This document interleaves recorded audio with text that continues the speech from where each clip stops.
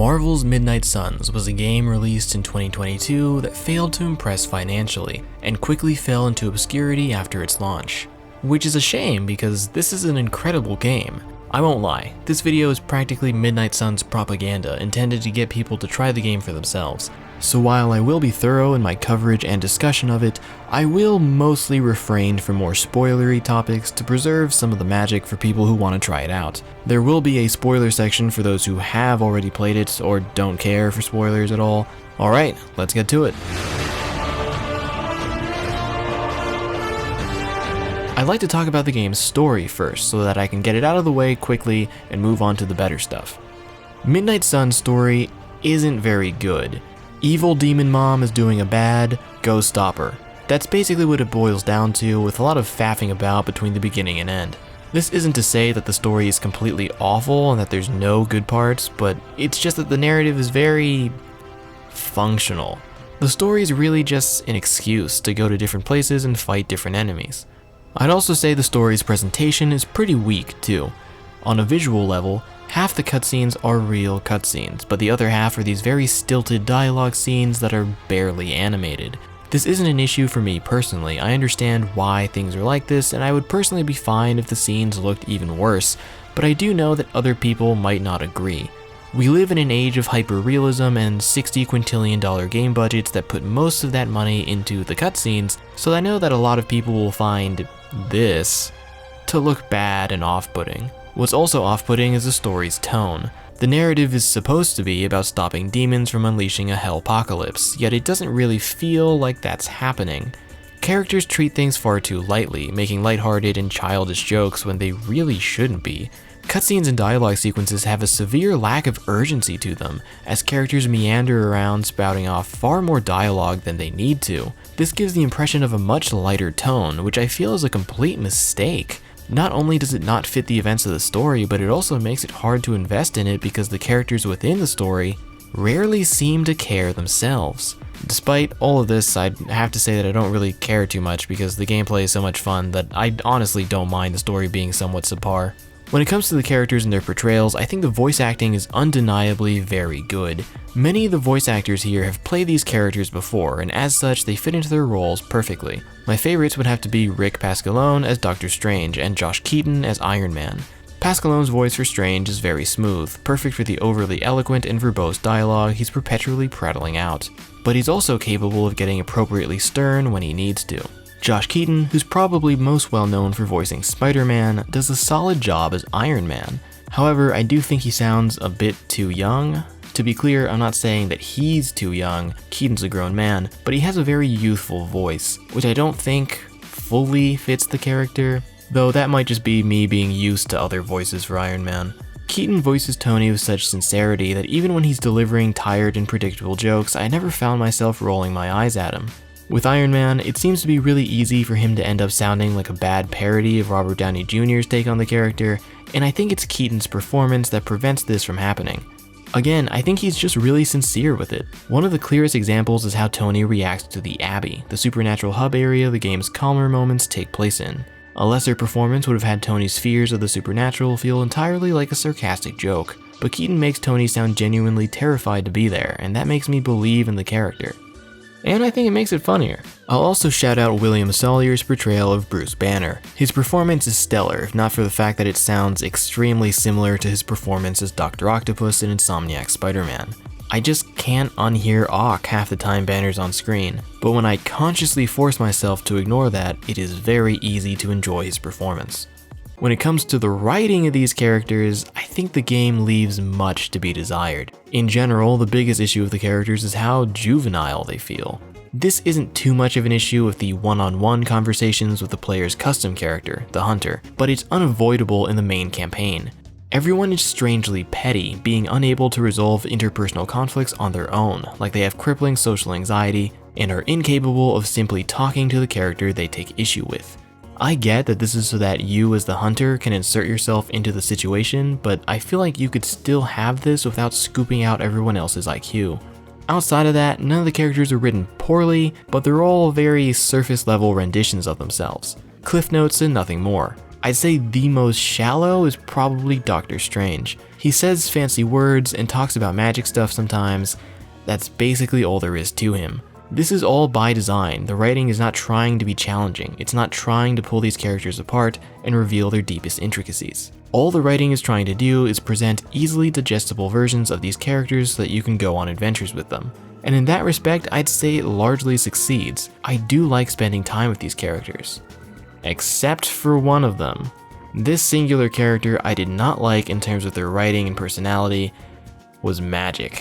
Magik's cold, standoffish attitude, arrogance, overabundance of mean-spirited sarcasm, and occasional incompetence in the narrative made her incredibly grating to the point that I actively avoided her. I'm pretty sure she was the last character I got to max friendship. I get why she's like this. She's the type to put up a wall to drive people away because actually getting close to people can be difficult. I get it. I just think her wall worked a little too well because I wanted nothing to do with her. But from what I can tell, this is what the character is supposed to be like, so if you're a fan of the character already, then you'll probably like her here. But I'm not super well versed in Magik, and after seeing her here, I really don't want to be, so I can't say for sure, and I'll just say that your mileage may vary. And I have to stress that this only applies to her as a character because I liked her gameplay. The last thing I'll mention about the writing here is how clearly enamored it is with the Marvel Universe. There are constant references to the wider world of Marvel, and it's so refreshing to see this. So many recent Marvel properties like the MCU or MCU-inspired media feel embarrassed by their comic roots. And then you have stuff like Marvel's Avengers that felt like it downright despised its comic source material.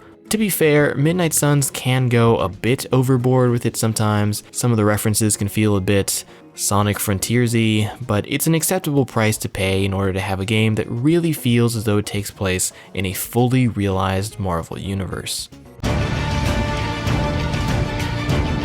Discussing Midnight Suns gameplay will always be difficult because of the type of game it is. Midnight Suns is a turn-based card game. That sentence alone turns people off in a way that kinda confuses me, because turn-based games and card games are some of the most popular types of games on the planet. Hell, a different Marvel card game released the same year as this and remains very popular and successful. And yet, when people talk about this game, the terms turn-based and card game are thrown around like slurs. I think this is partially due to the horrendous marketing for Midnight Suns, which did not properly communicate what the game was. Online, there's this rampant misconception that Midnight Suns is a gacha game. As utterly bizarre and incorrect as this is, I can't exactly blame people for thinking this. As I said, the marketing did not properly showcase how the game was going to function. So when people heard that Midnight Suns was a card game and that there was an in-game cash shop, they immediately assumed the worst, despite the cash shop only being for cosmetics and not affecting the actual gameplay in any way. I'd love to tell you that Midnight Suns is accessible to everyone and that it won't matter if you don't like turn-based card games, but I don't think that's true. This is very much a turn-based card game. That's not to say that it's purely a card game, as there are a lot of other mechanics at play here, but it is still partially a card game, and many card game features and skills like deck building and a partial reliance on luck are still present here. So if you, for whatever reason, are thoroughly prejudiced against turn-based card games, then I don't think this game will change your mind. However, if you like turn-based card games, or at the very least, don't hate them, and you have an interest in Marvel, then I think you should give this game a shot. Me personally, I like turn-based card games. I grew up playing Yu-Gi-Oh! And my favorite video game series is Mega Man Battle Network, which is essentially a turn-based card game. So this game was basically made for me. Alright, now I'm actually going to discuss the gameplay. Battles in Midnight Suns take place in an enclosed arena filled with enemies. You, the player, control a team of 3 heroes. Each hero has a deck of 8 cards that represent their abilities. All the characters' cards are put together into a singular deck that you draw from in battle. You start with 5 cards in your hand, and at the beginning of each turn, you'll draw until you have 5 in your hand again. You're allowed to play 3 cards per turn, though there are many ways to play more cards than that through various different card effects. You're also given 2 redraws per turn, allowing you to discard a card and draw a new one from your deck. Just to be clear, cards that are used or discarded return to the deck and you can draw them again later. Cards don't permanently disappear unless explicitly specified, so don't worry about running out of cards.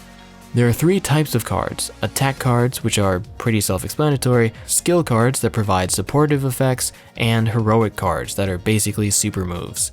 There's also a meter of heroism energy that you need to manage. Attack and skill cards generate heroism points, while heroic cards cost heroism. Those are the basics, but there are more non-card game related battle mechanics. Earlier, I said that this is very much a card game, but that doesn't mean that this is purely a card game. A more accurate description would be turn-based, tactical action game where combat is primarily, but not always, done with cards. Movement and environmental interactions are 2 mechanics that are incredibly important and incredibly fun. You can move a character once per turn. This is helpful by itself because many cards rely on more specific positioning, but it can also be used as an offensive ability. Fairly early on in the game, you'll get an upgrade that allows you to push enemies if you move into them. This can be used to reposition enemies, and it can be used to hurt them since they'll take damage if you shove them into something. Then there's environmental objects and hazards. Crates and rocks strewn throughout the arena can be thrown at nearby enemies at the cost of some heroism. Larger crates can be pushed into enemies to knock them around. Explosive barrels can be blown up at the cost of heroism, or you can shove an enemy into them to blow them up. Some stages also have pits that enemies can be pushed into for a chance to automatically KO them. Again, you can just do this stuff, you don't need a card for it. A combat system isn't complete without enemies, and I quite like how enemies are handled here. Enemies have their own turn after yours, but they do not use card mechanics. They have a handful of different attacks they can do with different effects. Some enemies can stun you, some can bind you, some can push you into things, and many enemies have non-offensive abilities as well. Some enemies can protect their teammates with a shield, some can heal their teammates, some can overcharge their teammates into self-destructing living bombs. Teamwork, yay! An icon over the enemy's head shows who, or sometimes what, they're targeting, so you can use this information to prioritize which enemies to take out or if you should try to protect certain heroes. There's a lot here, and these are just the basic enemies. Bosses are great too. All of them have unique mechanics to spice things up and keep you engaged. Sabretooth, for example, doesn't attack on the enemy turn. Instead, his permanent frenzy state makes him attack every 2 card plays. So you really have to make each one count while facing him. Crossbones has a regenerating electric shield that's very annoying, as well as his timed grenades that you can turn against him with clever positioning.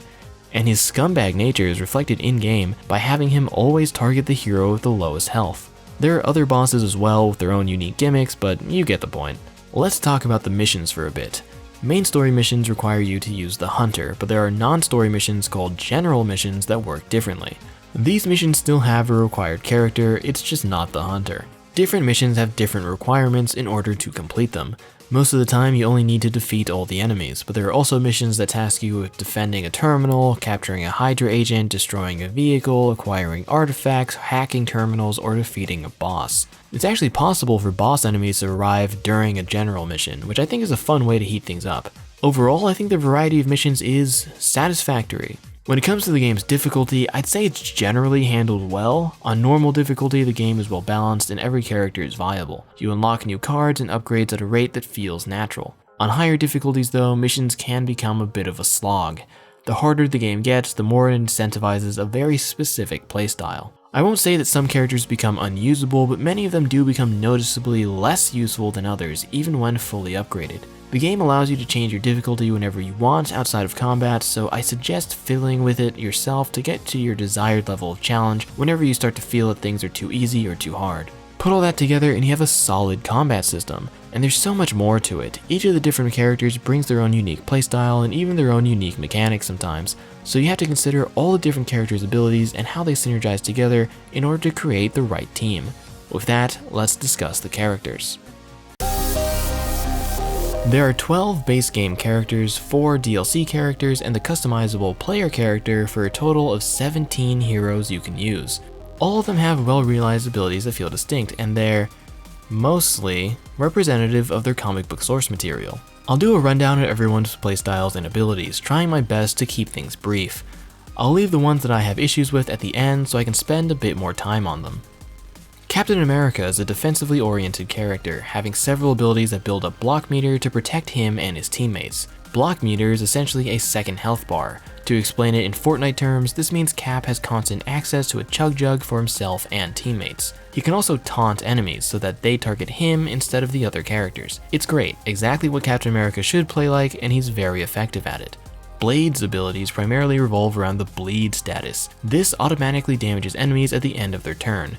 It's basically what other games would refer to as poison damage, but it's appropriately themed for Blade here as it ties into his vampirism.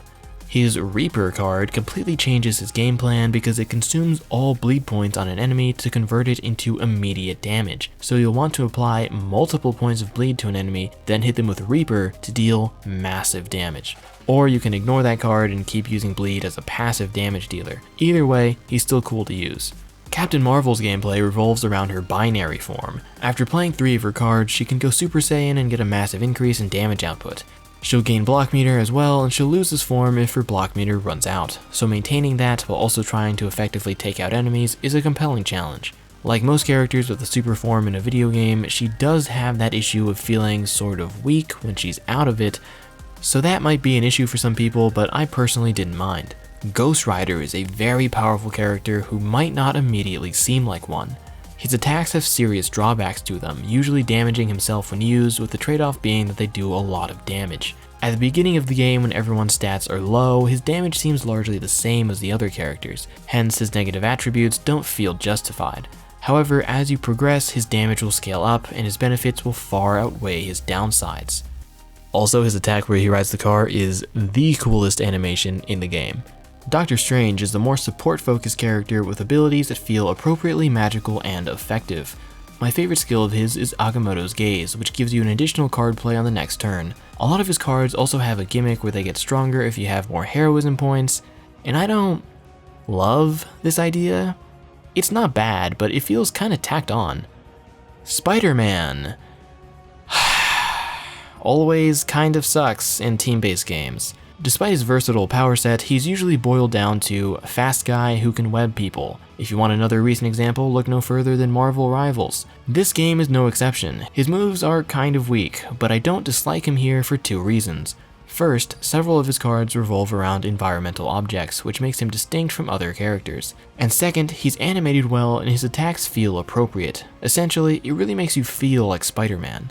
Venom is awesome. His main gimmick is his Ravenous system. He starts out with 3 bars of Ravenous, and each time he attacks, he'll lose a bar. His attacks get weaker with fewer bars, so Venom will start strong and get weaker if you use him too much during your turn. It's a fun, cool system that feels appropriate for the character, encourages smart play, and prevents him from feeling too dominant while still being powerful. Wolverine serves as an attention-hogging damage sponge. His attacks taunt enemies and he recovers from their attacks with his healing factor. Specifically, his Berserk card will apply the lifesteal effect to his attacks, which will heal him equal to the damage the attack inflicts. It's a very smart way to satisfy the playable Wolverine experience within the systems of this game. Magic's portal abilities give her a level of control over enemy positioning that no other character can match. Ping-ponging enemies all around the arena is incredibly satisfying and effective. My only issue with her gameplay is one of her rarest cards, Reinforcement. It has a very interesting idea, teleporting in an extra ally for 2 turns, but I feel like its restrictions and costs are far too high for it to be useful. Outside of that, she's great. Morbius plays like a weird fusion of Blade and Captain Marvel. Like Blade, his moveset primarily revolves around applying the bleed status effect. Like Captain Marvel, he has an empowered state that triggers after playing 3 cards. Although you can get that down to 2 if you level up his friendship. Just like the binary form, this powered up state gives him block meter, and he'll lose it if his block meter depletes. Unlike Captain Marvel, he doesn't have a way to build back block meter, so his super form is harder to maintain. He's a little weird, honestly, but there's a Morbing Time reference in this game, so it evens out to make him triple S tier. The Incredible Hulk is only playable at the very end of the game. Not kidding, you unlock him right before the final boss, making him almost a New Game Plus exclusive character. He can feel a little on the weaker side once you first get him, but after leveling him up and getting all his cards, he feels appropriately strong. He has a rage meter that builds up when he gets hit or when he uses certain cards. His attacks get stronger the more rage he has, and using attacks will cost a bar of rage. It's a very fitting system for him. He also can't get injured. All the other characters have a chance to get injured in combat when they take a heavy amount of damage. This applies a debuff to them, as well as generating injury cards in combat that clog up your hand. This can't happen to Hulk, which is another thing that makes him feel so strong. Iron Man is by far my favorite character to use, partially because he's really cool, but also because he's the strongest character in this game. He can complete entire missions by himself. I know this because I've literally done that. On at least 2 occasions, the rest of my team got downed early on and I completed everything else with him. Iron Man's main gimmick is that his cards become powered up when you redraw them. Plenty of his cards also give him extra redraws, so he's this self-sustaining arc reactor bomb that can wipe out everything on the field and look good doing it. The only problem with him is that Iron Man does feel very selfish. Like, in the gameplay, in the missions, he feels like a selfish jerk because it's better to sacrifice all your redraws and card plays on him. This must have been intentional because it makes so much sense for egocentric Tony Stark to be the center of attention. So if you like utilizing your entire team, you might not like Iron Man. But he's my favorite. Now I'm going to discuss the characters that I think aren't as good, and I need to be clear, all the characters are viable. I don't think any of the characters are flat out bad or unusable, but these following characters do have issues, and while I still use them and I do have fun with all of them, I feel as though I have to discuss these negative aspects because they do overshadow some of their more positive traits. And in some cases, there are some rather questionable decisions here that I can't shake off. Alright, first up is Scarlet Witch. Scarlet Witch is talked up a ton in the story. She's literally stated to be the best chance the team has at beating the Hulk. And then you get her and she's okay. A lot of her attacks are area of effect moves, but her area of effect isn't very big.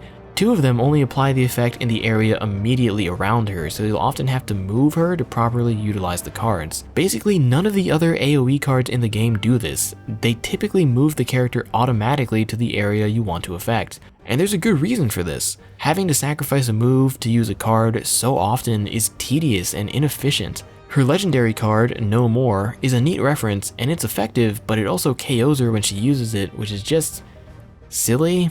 She's not a bad character, she has her utility for sure, but she does feel pretty disappointing. Nico is a gambling character. Many of her cards have variable effects that are randomized, as well as attacks that have either randomized damage or will hit random enemies. If you've ever played any card game, then you'll probably already know why this is a problem. Consistency is a very important factor in card games. The more consistent a deck is, the better it is. Chance-based cards are therefore not going to be as good due to their lack of consistency, especially since they typically aren't even that effective when they luck out and receive their most powerful effects. Nico often feels like this. It can be frustrating to have her abilities not work in the way you want them to, but at times she can still feel a little weak even if the stars align in her favor. Some of her cards aren't reliant on luck, and as a result, they're easily her best cards. Her Empower card specifically is awesome since it removes the cost of heroic cards. If you're into chance-based gimmicks, then Nico might be for you, but I can't say she was for me. Storm can control the weather. This is an extremely versatile power set and so much can be done with it. Summoning a blizzard to freeze enemies, conjuring fog to conceal teammates, but Storm doesn't do any of that here. In this game, she's basically just Electro. All of her attacks shoot electricity and that's really it. Even her more wind-based abilities also have some electricity in there. And again, I have to stress that she isn't weak, she functions just fine in this game. Her gimmick of having to wait a turn for her attacks to be stronger is cool, unique, and it rewards patience. But visually, she's rather uninteresting, and in terms of adapting the character's powers from the books, I think this game straight up did a bad job. Just realized all the characters I had issues with so far were women. I swear I'm not sexist. I want them to be better and more impressive. I want to use them more. They're just a little underwhelming. And now the last character I'm going to complain about that I think was handled the most poorly, who is a man, is Deadpool. Deadpool's gimmick is his Enfuego system. Most of his cards get bonuses with more levels of Enfuego. The way it works is that he needs to KO an increasing number of enemies to move to the next level of Enfuego. He starts at 0 and needs 1 KO to move to 1 Enfuego, then he needs 2 KOs to move to 2 Enfuego, and so on and so forth. These KOs need to be done with cards. KOs done with environmental objects or movement shoves don't count. Finally, he'll lose a level of Enfuego if he takes damage. So, why do I not like this system? To start with, it's too restrictive on how the KOs count. Like I said, the only KOs that count are the ones that are done with cards. What's more restrictive than that is how KOs don't roll over between levels. For example, to get to Enfuego level 1, you only need to KO 1 enemy, but let's say you use a move that KOs 2 enemies. You'll still proceed to level 1 in Fuego, but that second KO won't count towards the next in Fuego level. The next issue is that Deadpool straight up sucks when you first unlock him. His moves are incredibly weak, and even when you do build up a lot of in Fuego, he doesn't get that much stronger. This issue does largely go away as you get more of his cards, but he's so limp when you first get him that I could see how it would completely discourage players from using him more. But the biggest issue with this system is how it turns Deadpool into a glass cannon. You lose in Fuego when you get hit, so it is imperative that you avoid taking damage at all times. Let me say that again in case you didn't catch that. Deadpool can't afford to take damage. Deadpool, the guy who can famously heal back from almost anything, can't take damage. He actually does have his healing factor in this game. Once you get him to a high enough friendship level, he'll automatically heal at the end of each turn. But again, playing him as intended means you should never be getting hit, so you'll only ever see this healing factor if you are playing him wrong. This system is completely counterintuitive to how Deadpool should play, and for that reason, more than anything else, is why I think he has the most poorly adapted gameplay in Midnight Suns. Also, I'd like to mention how weird his default combat pose is. He always has his pistols out, but more than half of his cards force him to put them away, so he's constantly holstering his pistols to perform different actions, only to then pull them back out to just stand there with them. And like, wouldn't it be easier to just not have his guns be out all the time? All of that being said, he's still fun to use. I just don't think they adapted his abilities well. And I have a theory as to why this is. See, if you asked me to imagine what Deadpool would play like in this game, I'd probably say that his attack should taunt enemies to play into his loud personality and tendency to annoy people. And then his healing factor would restore the health he'd lose after those taunted enemies hit him. But Deadpool could not have played like that because that's how Wolverine plays here. So they had to make something else for him, and this is what we got. That's all the Marvel characters, but there is one more left, the customizable player character, the Hunter. While I did say that Iron Man is the strongest character in the game, I meant that he was the strongest Marvel character. The strongest one, period, would have to be the Hunter. This isn't exactly surprising. The Hunter is the main character of the game's story. They serve as the way you interact with this world and its characters, and you are forced to use them in every main story mission. Because you spend so much time with them, it's no surprise that they're notably beefed up compared to the other heroes. To start with, they have a much larger card pool than all the other characters. While everyone else has 10 unique cards, the Hunter has 30. The Hunter also has passive buffs through equipable suits and collars that no one else has access to. While the other characters do have passive buffs of their own, like Deadpool's healing ability, they only have one, unlike the Hunter who has a whole variety to choose from. It's this immense variety of options that lends them an extremely versatile role as a jack of all trades and master of everything. Whether you want to focus on damage, support, or a mixture of the two, I don't think you can really go wrong with the Hunter. There came a point where I actually stopped using them in non-story missions because they were too powerful and ended up trivializing things. Their 30 cards are split between 3 groups, Light, Dark, and Power. The Hunter has an alignment system where they can gain light and dark points. When used, light cards gain light points and dark cards gain dark points. Power cards are the neutral ones that don't affect this alignment at all. You can also gain light and dark points with conversation choices, but I don't recommend doing this to gain specific point types because these choices can often cost friendship points as well. So what does this alignment system do? Well, you'll gain rewards as you reach certain thresholds of points for both alignments. If you max out an alignment, then you'll get 2 collar abilities, a new costume, and most importantly, a legendary card. And these rewards are alright. The issue of the alignment system is that the light and dark points aren't separate. There is one alignment line, with your placement shifting between light and dark. This means you can only move in one direction at a time. So if I have 100 light points and I use a dark card, then gaining a dark point means losing a light point, so now I only have 99. Because of how this works, the alignment system rewards using only cards of one type, and discourages using a combination of light and dark cards because if you do that, then you won't gain points in any direction.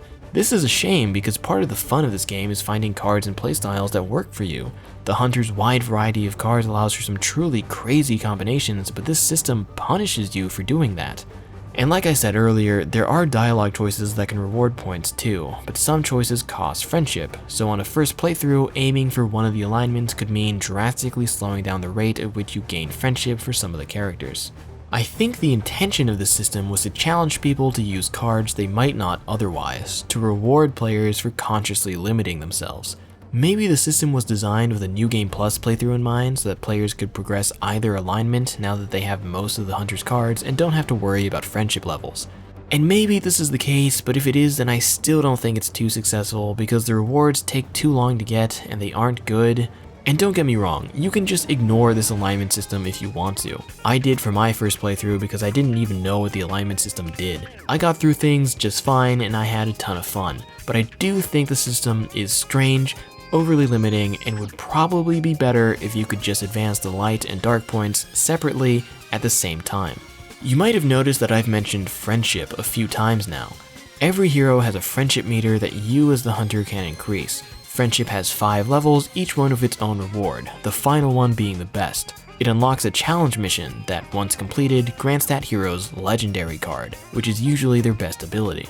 Raising the friendship meter is pretty easy. Doing missions with the hunter will give friendship points to the other characters you take with you. In and out of the story, you'll be given dialogue choices with characters, and choosing the right choices increases friendship. But the main way to gain friendship is through hangouts and gifts.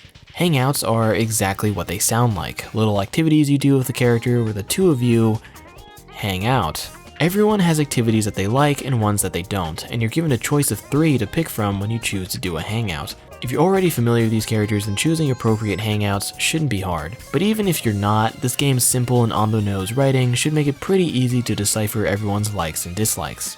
After a hangout, you can give them a gift. Gifts can be bought from the gift shop or found around the Abbey, and again, it should be pretty easy to tell what gifts are appropriate for each character. This friendship simulator was another part of the game that seemed to push people away from it. I don't know if it's because people thought it was silly or if they thought it didn't go far enough into full-blown dating sim territory, but all I know is that the system works well enough and it didn't annoy me. Like I said earlier, I like spending time with these characters. While they never say anything particularly riveting, I still found myself enjoying these moments because they're very cozy. And for the people disappointed that you can't actually date the characters, come on, Marvel's not gonna let you get freaky with their flagship characters. But that won't stop me from trying. I'll talk about the costumes of the characters in this game in more detail in future videos, so I'll do my best to keep things brief here. I like most of the default costume designs in this game. For the most part, the characters look like themselves and they look like powerful superheroes. That's really all I've ever asked for when it comes to superhero costume designs. Most of the characters' default designs are good enough that I kept them on the whole time and hardly ever changed them. However, there were exceptions. I didn't like Ghost Rider, Scarlet Witch, or Wolverine's default suits because of how they were colored, but there were alternate color styles that fixed them for me.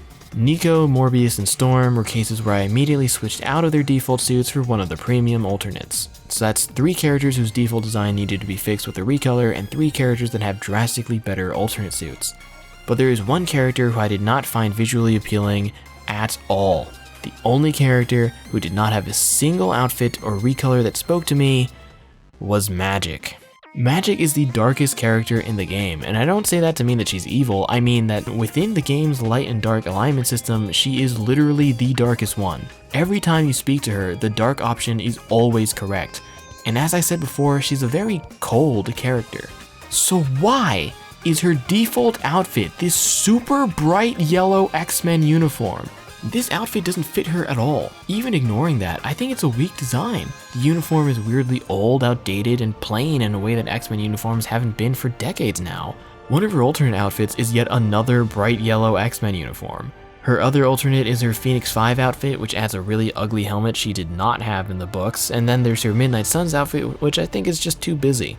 And all of this is made weirder by the fact that the character's main outfit in the comic books since like 2013 is this.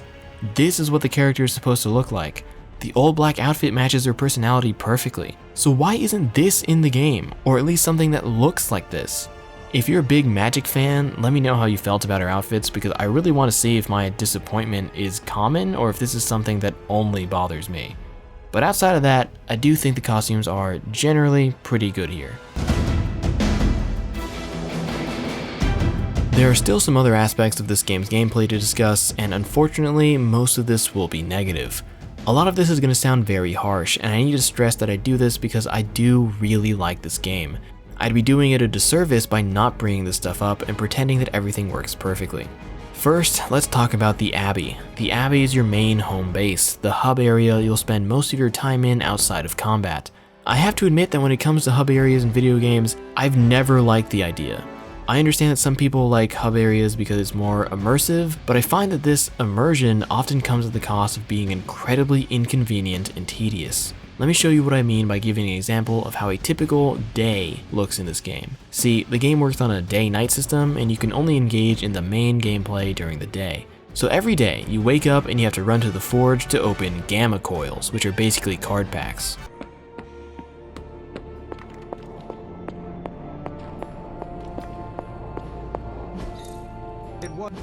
So, how's the whole saving the world thing going?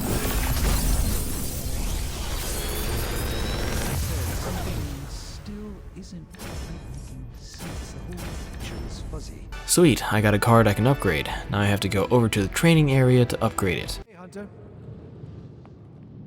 Last night was no dream.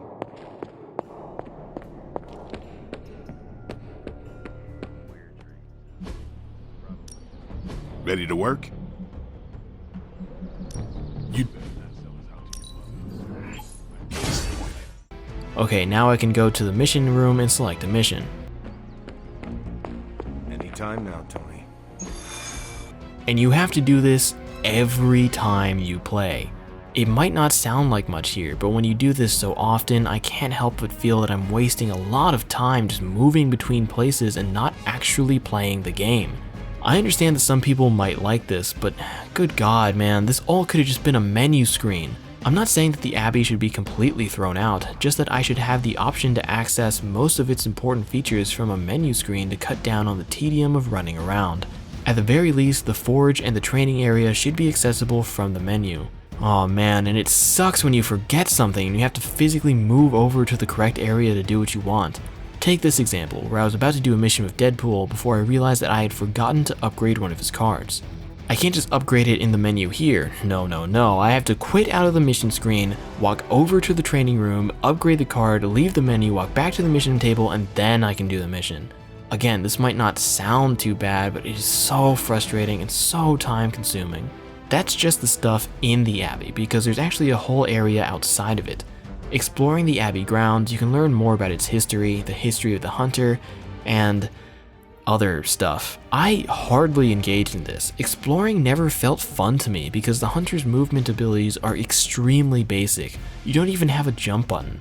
There are multiple whole side quests dedicated to this stuff, and even though I've played through this game twice, I've never completed these. It's just not fun. At the very least, you can sprint while outside, something you can't do indoors, which infuriates me. A very large issue with this game is the, let's call it, the construction of the game. Midnight Suns feels poorly built. There are so many issues ranging from minor UI problems to performance to bugs, and it just feels like the game was made in a rush with very little testing, especially if you play the PS4 version.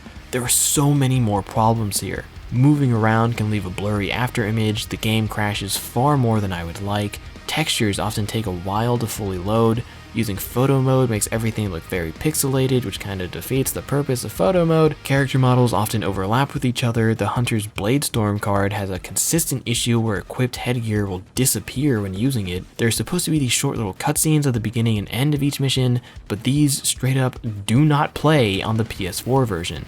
Even when playing on the next-gen PS5, there are still so many issues. I've had harmless visual bugs, but I've also had bugs that affected gameplay, like this skill card being used without applying its effect. I also know that one of the Hunter's alternate costumes is bugged, so there's like a 50-50 chance as to whether or not you'll be able to unlock it. Performance is definitely better on PS5, but there are still moments of slowdown with more hectic animations. I have to stress that I'm not a graphics guy, but look at this game. This is not a very graphically intense game. So why is performance so bad? Why does it have these issues? Why was this a next-gen only game for like 5 months? Does this look next-gen to you? Then there are the other issues, the minor things that are just odd. When opening gamma coils, this pop-up will cover other gamma coils. This isn't a huge thing, but why is it like this? This isn't normal. It's not normal to have UI elements cover other UI elements. There are picture frames around the Abbey, and typically you can interact with them and place pictures in them, but there are some that are too high to reach, so you can't actually use them. Sometimes I'm playing the game, I'm sitting there and playing the game, and I ask myself, did anyone test this? Now I'm going to discuss more specific thoughts on things, which necessitates spoilers. This is your warning, here's the timestamp to skip past it.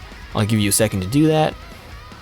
Alright, the main conflict in the main narrative is not the Hell Demons like you might expect. It's actually the Avengers and the Midnight Suns' inability to work together. So much of the campaign's runtime is dedicated to these two groups bickering with each other. I don't really think it's handled well. The main issue lies with the Midnight Suns, and by that, I mean Nico. Magic sometimes, but it's mostly just Nico. She's the one constantly complaining about the Avengers, and I find it difficult to take her side because she complains so much and it's so annoying, especially because most of her complaints are not valid. The Suns will often complain that the Avengers don't know what they're doing and don't listen to them, but they themselves hardly ever propose ideas of their own. The scene will usually play out like this. The Avengers will say, "Okay guys, here's the plan, here's what we're gonna do," and then nobody says anything. So the Avengers are like, "Okay, great, we're gonna go do that."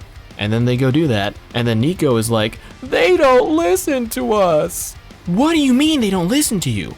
You didn't say anything. Another part of why this conflict doesn't work is how Blade is a part of the Midnight Suns team. The Suns are supposed to be the young group, but Blade is right there. He's clearly older and more experienced than the rest of the Suns, but this is never really brought up. He even directly contradicts Nico's complaining, because the Midnight Suns team isn't entirely ignored. From the beginning, Blade is heavily utilized in the story. Like, literally from the beginning. He's on the first real mission you do, and he goes on to be in several more missions after that. But this isn't brought up. Nico doesn't accuse Blade of cozying up with the Avengers, she doesn't accuse the Avengers of being against younger people specifically, she just complains about how the Midnight Suns keep getting benched, while ignoring how one of its members is constantly seeing action. The whole conflict becomes especially funny once Spider-Man and Wolverine join up, because neither of them have ties to either team, so the two groups will be fighting while Peter and Logan kind of awkwardly sit off to the side. The most disappointing aspect to the game's campaign is that it flat out does not have a final boss. Throughout the whole game, Lilith is built up as an all-powerful threat. There's also the looming shadow of Chthon, an even stronger being from the darkest, oldest reaches of reality. But you don't get to fight either of these two. The final mission is still challenging and it has its own mechanics and fun perks, but you don't get to fight the big bads of the story. Instead, you fight the Hunter for a bit, and then you fight some buffed enemies with this ceiling mechanic thing. Chthon shows up and he's just a JPEG, Lilith is defeated in a cutscene, and that's how the game ends. The DLC has its own narrative campaign centered around vampires. Red Skull's daughter, or I guess she's the granddaughter in this game, she's here too as a weird witch vampire thing. Odd choice, but I don't hate it. It's not a bad story, but it undermines its own finale. The last mission is a conclusive final battle of Dracula, where Blade puts him down for good. This would be cool if not for the fact that you fight Dracula twice before this. So when fighting him for a third time, where I'm almost certain his moveset is the same, it simply didn't have the punch it's supposed to have. There are multiple versions of this game. The base game, the Digital Plus edition that comes with the premium skins, and the legendary version that has the premium skins and the DLC characters. So if you want the game, which one should you buy? That's a great question, because actually buying this thing is one of the biggest hurdles when recommending it to people. I think this game is grossly overpriced. The base game is $70 and the legendary edition is $100. Why? I like this game, I really do, but even with everything in it, this game is not worth $100. The Legendary Edition with all the DLC characters is the best version of the game. It's the most complete experience, but it's so expensive, and to spend $100 on something you're not even sure you're gonna like, it's just too much of a risk. Thankfully, this game tends to go on sale quite often, so if you can get it at around $40, I'd say that's a decent investment. You might not care for the added content of the Legendary version, but I need to remind you that it's not just additional DLC characters and costumes. You also get a mini campaign focusing on the DLC characters, complete with new enemies. For that alone, I'd say it's worth purchasing, if only for more variety. The DLC missions become available after Spider-Man fully joins the team. I recommend playing the first mission of each character's DLC campaign to unlock them as soon as they're available. Then finish the DLC campaigns after completing the story to give yourself a nice little epilogue. That's my recommendation, but it's your life, you can do what you want with it.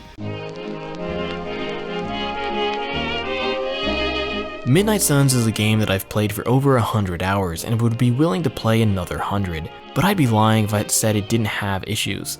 The story and characters are written in a basic and childish way, maneuvering around the Abbey is slow and tedious, graphics and performance are surprisingly poor, yet I think it says a lot about this game's stronger elements that they completely overshadow all these other issues for me. It scratches that Marvel itch, and the tactical gameplay is fun and addictive. This is a very subjective experience. It's certainly not a game for everyone. It did work for me though. I don't think I can properly express just how well it worked for me. This game has such a hold over me that I have an entire Google Doc filled with multiple potential Marvel characters that could function in this combat system, complete with their own decks and passive abilities. So if you're anything like me, if you're open to card-based games and you have an interest in Marvel, then I strongly recommend Marvel's Midnight Suns. On sale